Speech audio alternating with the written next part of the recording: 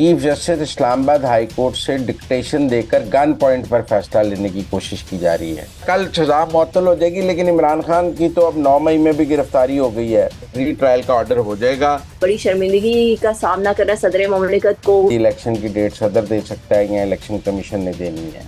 तहरीक इंसाफ की ख्वाहिशात की लिस्ट बहुत लंबी है और बंदियाल साहब के पास वक्त बहुत कम है। इमरान खान को जेल से भी निकालना है, इलेक्शन की डेट भी देनी है, मुकदमात भी ख़त्म करने हैं। Time is not on the side of Imran Khan and Umar Ata Bandial. अस्सलाम वालेकुम, मुझे कहते हैं सोबिया इशरफ और आप देखते हैं प्रोग्राम अंदर की बात मुजम्मिल और वर्दी के साथ। आज तहरीक इंसाफ के लिए इंतहाई मायूस कुन दिन रहा, क्योंकि आज ये तवक्को की जा रही थी कि पहले सुप्रीम कोर्ट में हायरिंग थी तो शाहाना केस के हवाले थे, फिर उसके बाद हायरिंग थी इस्लामाबाद हाई कोर्ट में। और तवक्को ये की जा रही थी कि आज अगर इस्लामाबाद हाई कोर्ट से रिलीफ ना मिला तो किसी ना किसी तरह जो है वो आज उमर अता बंदियाल साहब सुप्रीम कोर्ट से हमें जो है वो रिलीफ दे देंगे। मगर तवक्को के बरक्स ही हुआ और उमर अता बंदियाल ने कहा कि हम देख लेते हैं कि इस्लामाबाद हाई कोर्ट जो है वो क्या फैसला देती है।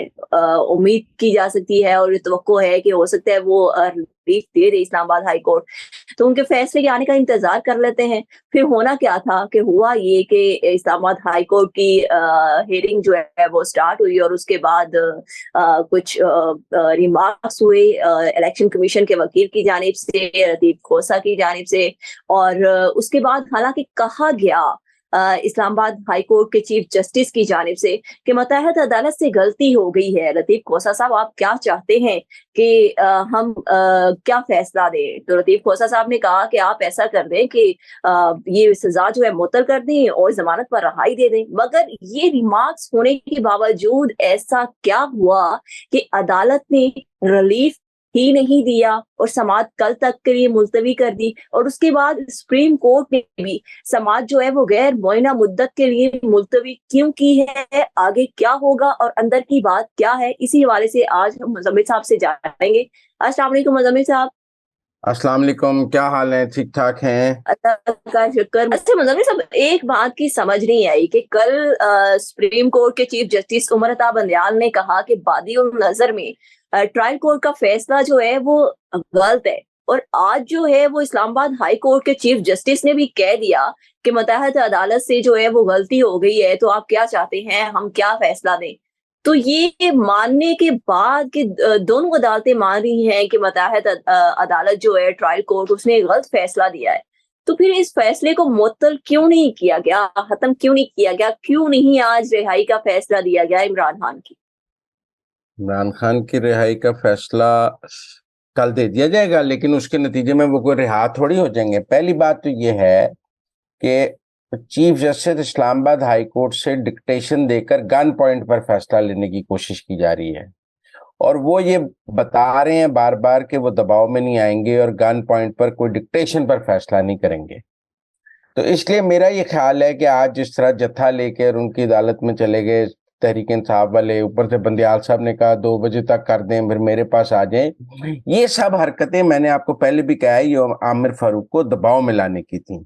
वो दबाव में नहीं आ रहे, वो कह रहे हैं कि ऐसे मैं फैसला नहीं करूंगा, फैसला मेरिट पे करूंगा, तो वो मुमकिन नहीं है। तो इसलिए मैं समझता हूँ कि एक तो ये दबाव वाली कहानी है, दूसरा कल सजा मुअत्तल हो जाएगी, लेकिन इमरान खान की तो अब 9 मई में भी गिरफ्तारी हो गई है और 2-3 केसों में गिरफ्तारी हो गई है। अगर हफ्ता 1.5 हफ्ता पहले सजा मुअत्तल हो जाती तो वो बाहर आ जाते।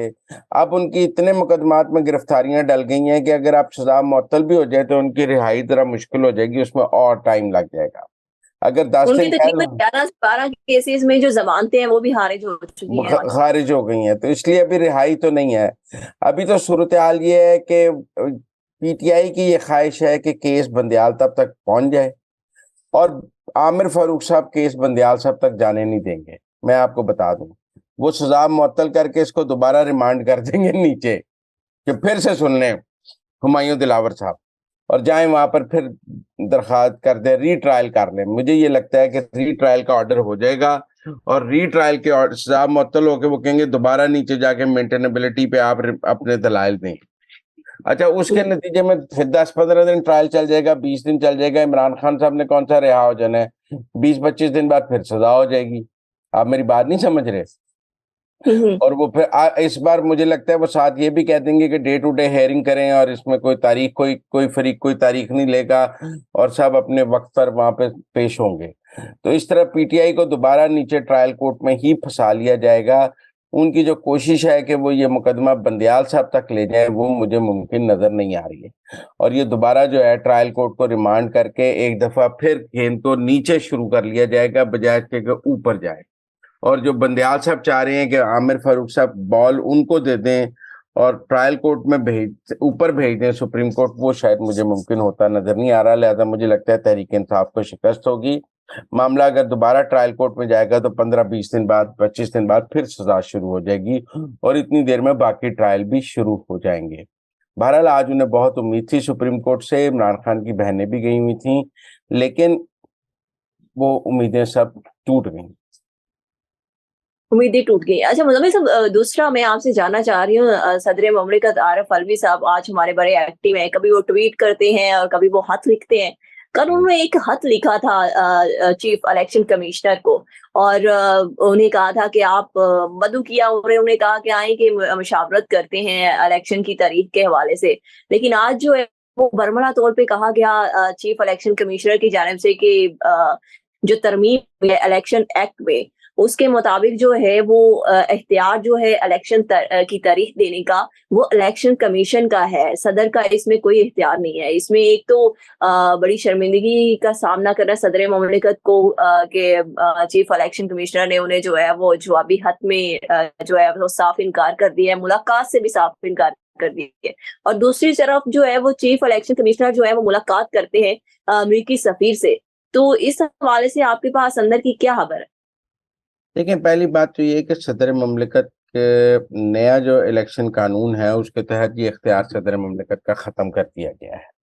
अब ये भी एक आइनी बहस है कि जी उनको आइन ने इख्तियार दिया है, कानून से ख़त्म नहीं हो सकता, कानून ने इख्तियार दिया है, आइन ने ख़त्म नहीं हो सकता।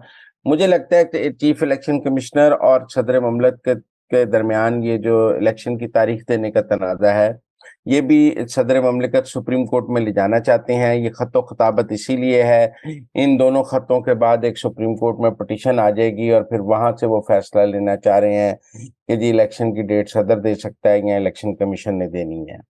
टाइम बहुत कम है बंदयाल साहब के पास और काम बहुत ज्यादा है। तहरीक इंसाफ की ख्वाहिशात की लिस्ट बहुत लंबी है और बंदयाल साहब के पास वक्त बहुत कम है। लेकिन आज मैं और आप 24 अगस्त को बात कर रहे हैं, 24 के बाद रह गए 6 और 16, 22 दिन है उनके पास।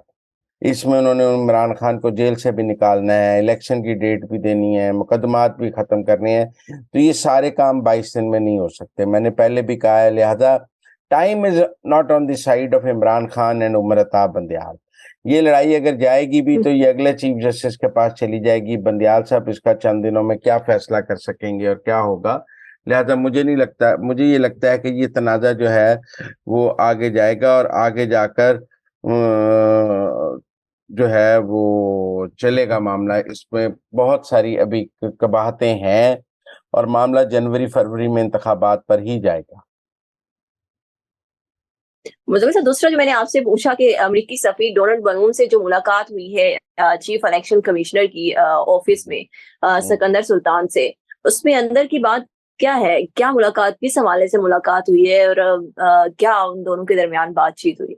देखिए, इलेक्शन जब भी होते हैं ये सफीर शफीर सबको मिलते हैं।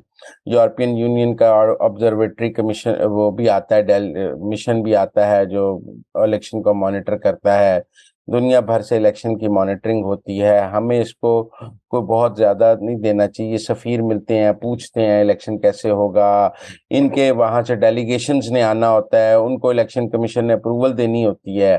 लेकिन ना यूरोपियन यूनियन के जो डेलीगेशन ने आना है उसके नाम भी 60 दिन पहले आने हैं और इलेक्शन कमीशन के पास आने हैं, उनके पासेस होने हैं, फिर उनके वीज़े जारी होने हैं।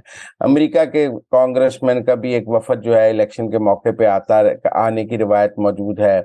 वो इलेक्शन को देखते हैं, मॉनिटर करते हैं। तो वो भी इलेक्शन कमीशन ने उन्हें भी फैसिलिटेट करना होता है कि वो कौन कौन से इलेक्शन के पोलिंग स्टेशन पर जाएंगे, किस किस को मिलेंगे, इलेक्शन कमीशन से कैसे ब्रीफिंग होगी। तो ये जो बैनुल अक़वामी मॉनिटरिंग है इलेक्शन की वो अपनी जगह मौजूद है और इलेक्शन कमीशन ने उसमें फैसिलिटेशन करनी होती है। इलेक्शन कमीशन ये तो नहीं कह सकता कि हम इंटरनेशनल मॉनिटरिंग नहीं होने देंगे इलेक्शन की। तो ये सब अब आप कुछ दिनों में देखेंगे, यूरोप के सफीर भी उन्हें मिलेंगे और मुल्कों के सफीर भी मिलेंगे, उनके वफद ने भी आना है। तो हम ये ना समझें कि कहीं जो है वो अमेरिका ने इलेक्शन कराने के लिए जोर डालने के लिए, अब पीटीआई वाले तो ये कह रहे हैं ना कि अमेरिका ने कह दिया है जी चीफ इलेक्शन कमिश्नर को कि 90 दिन में इलेक्शन कराएं।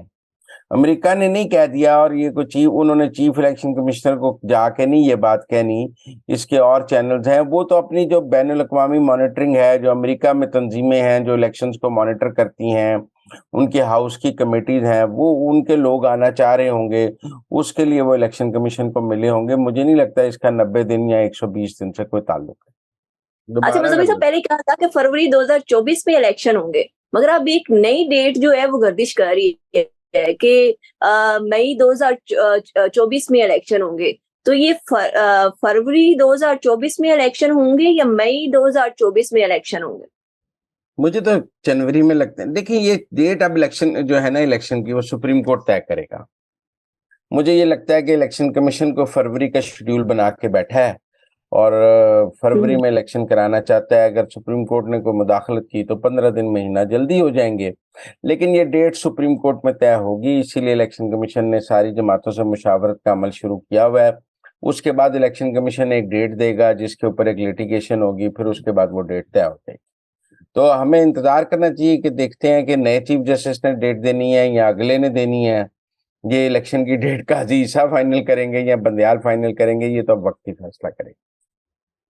यानी ये वक्त ही फैसला करेगा। Thank you so much Muzammil साहब कि आपने हमें अंदर की खबरों से बाखबर किया। मुज़म्मिल साहब के मुताबिक इलेक्शन की डेट का जो है वो फैसला वक्त ही करेगा कि देखते हैं कि चीफ इलेक्शन कमिश्नर ने जो है वो डेट देनी है या फिर चीफ जस्टिस सुप्रीम कोर्ट ने ये डेट देनी है। इसके साथ ही मुझे इजाज़त दें। अल्लाह हाफ़िज़।